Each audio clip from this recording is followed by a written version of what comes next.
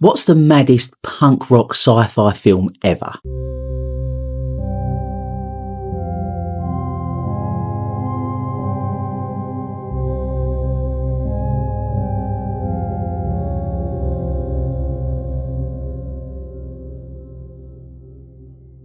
Well, it's 1984's Toxic Avenger, a properly gory rebellion against the system. And here, on the decline and fall of British sci-fi, we are diving into the absolute bonkers brilliance of this film. And if Toxie is your kind of hero, don't give the old like button a smash. Let's see who's Team Toxic, eh? Before we kick off though, please remember that this is just my personal view and you are free to disagree with me. Let me know your thoughts in the comments section. So, The Toxic Avenger first premiered in 1984, cooked up by Troma's very own Lloyd Kaufman and Michael Hertz on a measly $500,000 budget. Properly shoestring stuff. It's set in Tromaville, New Jersey, the toxic waste capital of America. A town so dodgy it makes Gotham look like a bloody holiday camp. Our lad, Melvin Junko III, is the janitor at the town's health club, where he is bullied mercilessly by absolutely everybody, but most severely by a pair of absolute wankers called Bozo and Slug. And they trick him into a really humiliating prank. Melvin thinks he's about to get his leg over, but in actual fact he ends up dressed in a tutu and snogging a sheep. And this isn't just in front of Bozo and Slug and their girlfriends, this is the entire health club. They are all there to bask in poor old Melvin's humiliation. So, completely embarrassed and utterly degraded, Melvin does a runner. Because he's finally had enough, he's running away, he's getting out of there, and people chase him, they all chase him, pointing and laughing at him, until he falls out of a window, straight into a vat of toxic waste, mutating him into Toxie, the 7-foot, muscle-bound superhero with a mop for a weapon.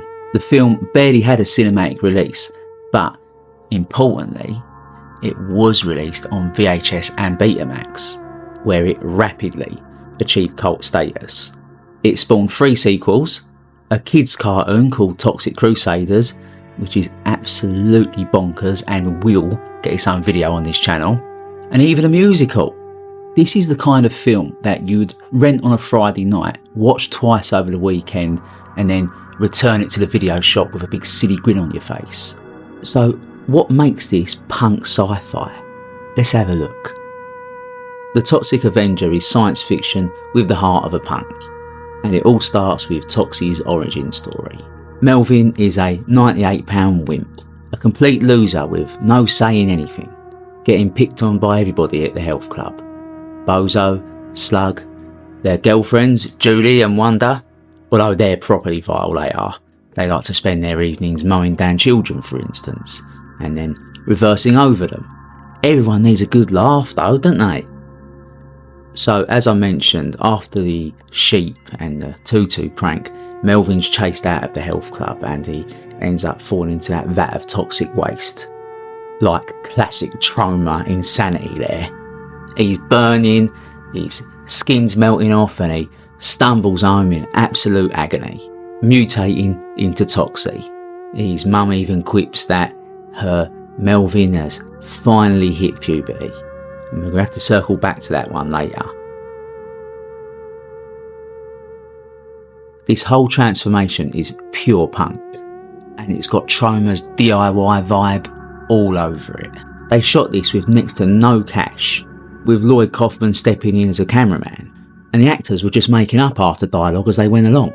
This is raw, it's messy, and it just does not give a shit about Hollywood rules. Just like a punk band thrashing away in some dodgy basement somewhere.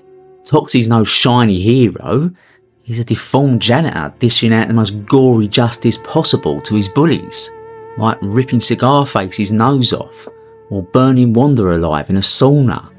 It's bloody, it's daft, and it is punk as hell. Doing it yourself, even if it is a right mess. So, in this film, Tromaville was portrayed as this cesspit of corruption, and the mayor of Tromaville is the worst of the lot. He's a vaguely fascistic bully, head of the organised crime gangs in the town, and a complete corporate greed merchant. He's dumping toxic waste into the town's water supply, and he's also planning on building a new housing development. Slap bang in the middle of the toxic waste dump, without doing anything silly like, cleaning it up a little bit. Troma really knew their audience, and they knew that they was teenagers renting videotapes. And they also knew that these teenagers renting videotapes were really clued in on this sort of thing, most notably the 1978 Love Canal disaster.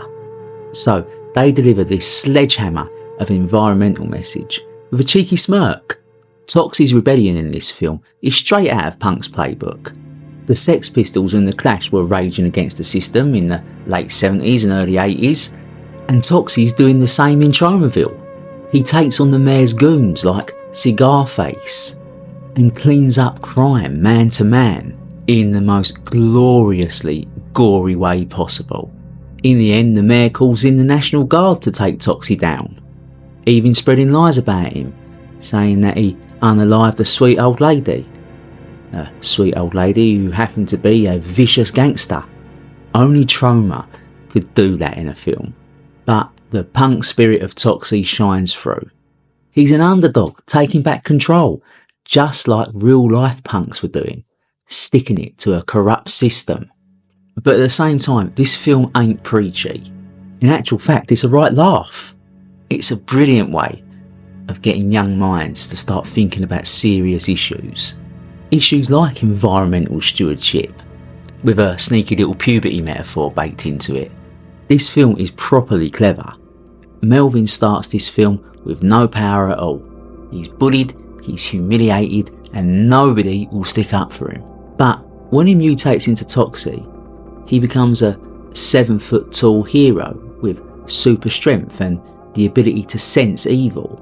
So he's transformed into a superhero who only goes after the really horrible ones. He gets revenge on his bullies, Bozo and Slug.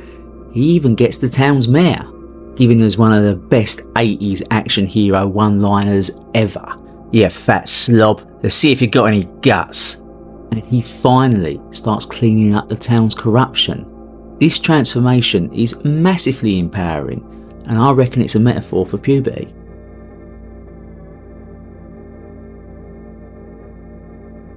Melvin's mutation is slimy, painful, and bloody horrible, just like that jump from childhood to adulthood. So that quip his mum makes about her Melvin finally hitting puberty, well, that's not just done for laughs, that's the heart of the film. Toxie's figuring out his true strength. He's taking charge and becoming who he's meant to be.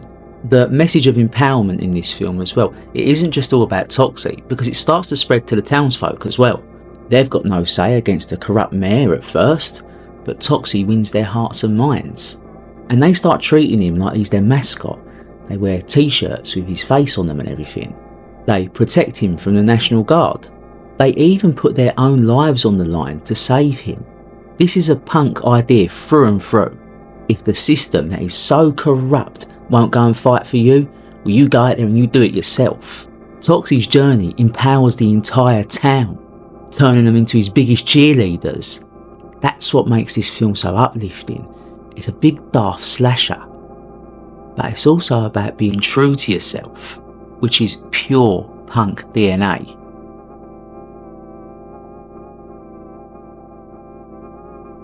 Troma was also really clever in how they used kids in this. As I mentioned, they knew their audience was a group of teenagers, and at that age it's all about authenticity, being yourself and not being fake. So they sprinkle kids around in the film just to highlight the authenticity of some characters and the fakeness of others. All of the good characters in this film, with Toxie's girlfriend for instance, and the police officer that Toxie saves from Cigarface, they are played really childlike, with this wide-eyed sincerity which is miles away from the corrupt adults they've got around them. It's the bad guys in this film, like the mayor and the bullies, well, they're the ones that act like grown-ups, all scheming and fake and ultimately really cruel.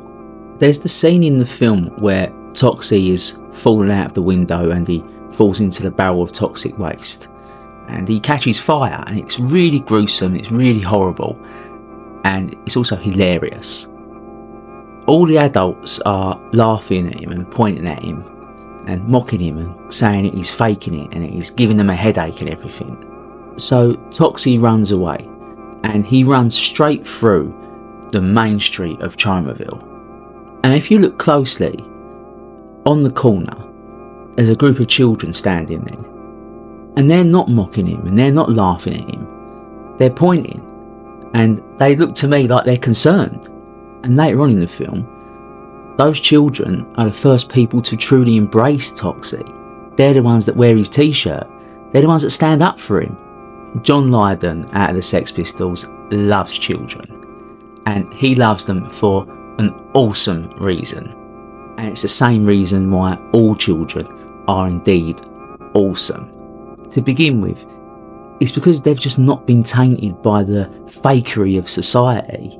He once said that if you're not 100% your authentic self around children, they will smell it a mile off and they'll be repelled by it.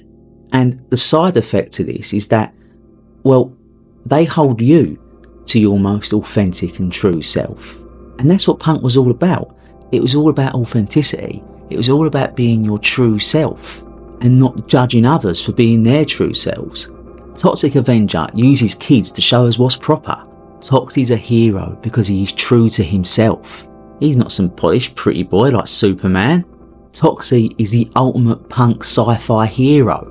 He's a mutant freak that have Gotham locking its doors, but he's more human than the suits he's up against.